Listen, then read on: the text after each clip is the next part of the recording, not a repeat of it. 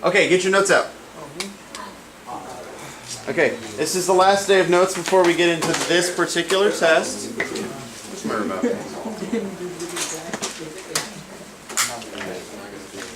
Okay. All right. We have talked about the terrestrial planets. We have talked about the Jovian planets. We've talked about the dwarf planets, right? We've been talked about a whole bunch of stuff in between. But now, looking at the last thing, we're going to round out our conversation of our solar system. Is what else is out there? Is it just the sun, the planets, and the dwarf planets? No, there's other stuff out there. Now, there's a lot of space in space, but what else is there? Well, we have asteroids. Now, the book likes to call them microplanets. Very micro. An asteroid can be a few hundred kilometers to less than a kilometer. Okay, it can go from the size of your house to the size of the school to a lot bigger than that. I think one of the larger asteroids is over 150 miles in diameter. So they can get decently big. Now, something that's over 150 miles in diameter can do a lot of damage if it smacks into you. But don't worry, please don't worry, there's nothing going to smack into Earth anytime soon. The U.S. Air Force tracks them. So they do like Shoot them down. No, we're not going to shoot them down. It's not that we could do anything, but we would be able to know if they're coming. I'll have to find the website. There's a site that actually shows you which asteroids or which space objects have come close to Earth and how close to Earth it's come. So last year, that thing in Russia? Or what? That was last year, right? It was this year. Yeah, it was this year. I thought it was a satellite that crashed, but I'd have to check on that. So did they know that it was coming down much? I don't know. I'm not there. I can't speak for them. I'm not going to speak for anyone else but me. What about that video that crashed something like Russia? That's what he said. Yeah, that's what he said. Okay. They're checking giant asteroids. Now, you guys are all copying frantically. Forget the copying frantically. Asteroid. It's a small piece of rock in space. Okay? It can go from really small to decently big, but it's a piece of chunk of rock in space. That's what you need to know. Where are most of the asteroids? The asteroid belt. In the asteroid belt. Here we go. So here we have the asteroid belt. Right. Now, if I drew little circles here, you would have the orbit of Mars, the orbit of Earth. Then you have this giant orbit of asteroid belts. Now, it's not that the asteroid belts are winging towards Earth. The vast majority of the asteroid belt is actually moving around the sun the same way that Mars and Earth, all the other planets move around the sun. Okay? The asteroid belt. The only reason the asteroid belt is not a planet is because Jupiter prevents it from becoming a planet. We're going to talk about how planets form a lot more in detail in our next unit, cosmology. But for right now, giant pieces of rock, small pieces of rock, tons of pieces of rock in space. Now, what are these blue orbital paths? What are these? Nope. The planets have, see, this is Jupiter's orbit. You can see Jupiter has a very circular orbit. These are very elliptical. They're asteroids. Okay, not all asteroids hang out in the asteroid belt. Some of them are still doing these orbital paths around the sun, and these are the ones that we'd have to be more concerned about. Johnny,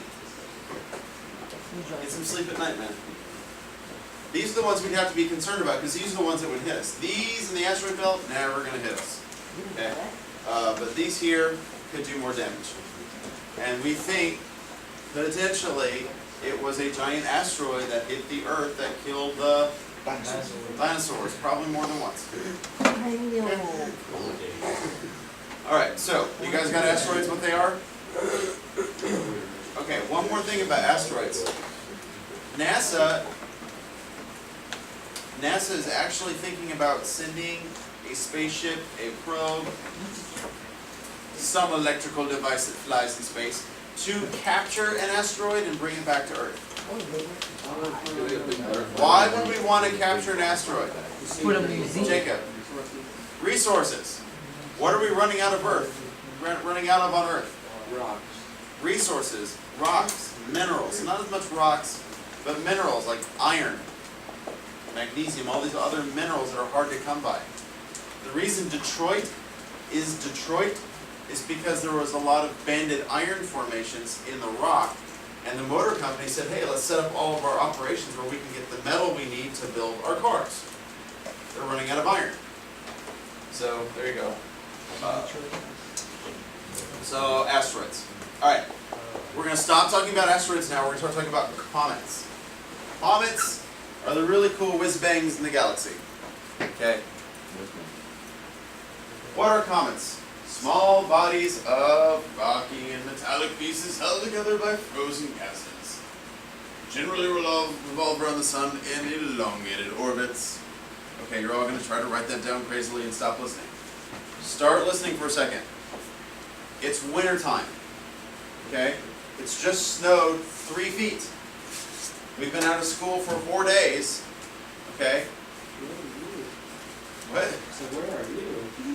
That was here, like just a few years ago. Oh, yeah. Oh my god. Right?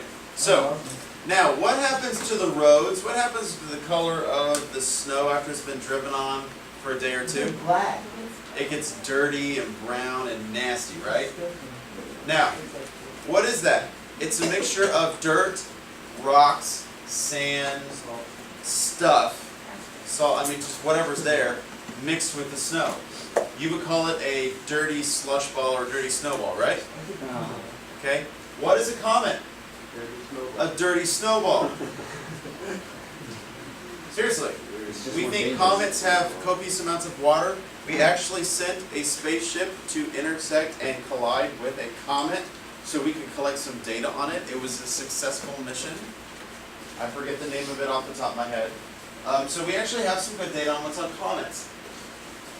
Now comets, being dirty slush balls, have rocks in them, have a core, but it's all like frozen stuff. So here's what happens. Do not write all this. Look at this. Draw this. You have a comet here. Now, the coma is the front of it. The tail is the back of it. Is that hard to remember? No. What is the tail? Well, it's a giant snowball heading toward a bright star, which is super hot. What do you think this is? Right, this is the water, the gases, the part of that comet that's frozen being blown off of it. Okay. You may or may not know this, but Earth has a giant force field. Okay, get a little Star Trekian on you for a second. Earth has shields. Scotty, raise the shields. Okay. It is. Does anyone know what it's called? It's not the atmosphere. Our atmosphere is actually protected by this shield. What was that, Lewis? It is our magnetic field, or our magnetosphere, our magnetic shield. Earth is a giant magnet, right? We have the North Pole, the South Pole. So Earth being a giant magnet, we throw out this giant magnetic field, and that actually protects us from the sun's really damaging rays. So anytime the sun has what's called a CME, or a coronal mass ejection, it sends out more than just light. It sends out solar energy and dust and particles. When those hit our magnetosphere, our magnetic shield, it absorbs the energy, blocks the energy, deflects the energy, and goes around the Earth. Protects our atmosphere. Sometimes when those get really intense, we lose satellites because that sun blast, without wanting to get into it too much, can damage electronics. Well, if the sun blast can damage electronics and the Earth needs a magnetic shield to protect us from it, incidentally, what happens at the North and South Pole every time we get hit by those solar energy particles? What was that, Jacob? The lights. Where do we see the lights? In the sky.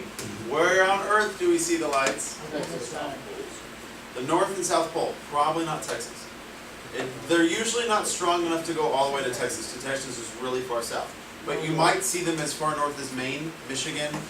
You see them a lot in Alaska and Canada. Yeah. There's some park in Texas that I'm pretty sure that happens somewhere.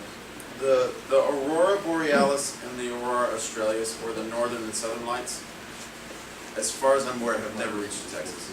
There might be something else going on in Texas that I don't know about, but it's not the northern lights. Yeah. Yeah, Sean. And the north and south poles, is there a reason they only hit those? What was that? Is there a reason you can only see them? Yes, the reason you can only see it at the poles is that solar energy hits our shield, and some of it kind of gets caught, and it spirals down toward the poles, and it comes spiraling in, and then it hits our atmosphere and spreads out. So what you're seeing in the northern lights and the southern lights is the sun's energy being dissipated on our shield. Okay, with all that energy coming from the sun, comets do not have magnetic shields.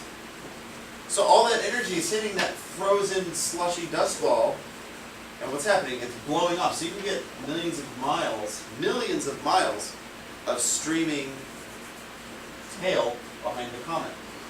Now this should make sense. As the sun is pointing this way, the energy is hitting the comet this way, the tail breaks off this way. But as the comet's over here, the tail goes in a different direction. You see this really elongated orbit? These comets have really elongated orbits. Okay? How can you tell which way the sun's facing?